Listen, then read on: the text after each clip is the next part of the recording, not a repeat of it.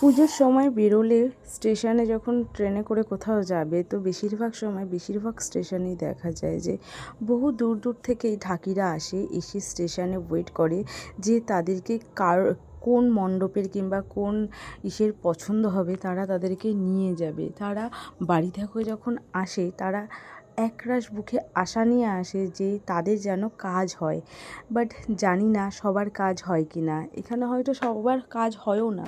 কিছু কিছু মানুষ বাড়ি থেকে তাদের বাচ্চাদেরকে নিয়ে আসে, তারা মনের আনন্দে দেখো ঢাক বাজিয়ে যাচ্ছে।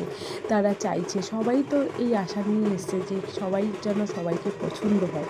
তো যাকে যার পছন্দ হয় তাকে সে নিয়ে যায়, কিন্তু যে থেকে যায় তার সেই বুকে একরাশ কষ্ট নিয়ে আবার বাড়িতে ফিরে যেতে হয়।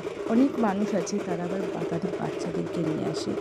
এটা দেখলে আমি জানি না কার কেমন লাগে, কিন্তু এই জিনিসটা দেখলে আমার খুবই খারাপ লাগে। আমি জানি না তোমাদের কেমন লাগে।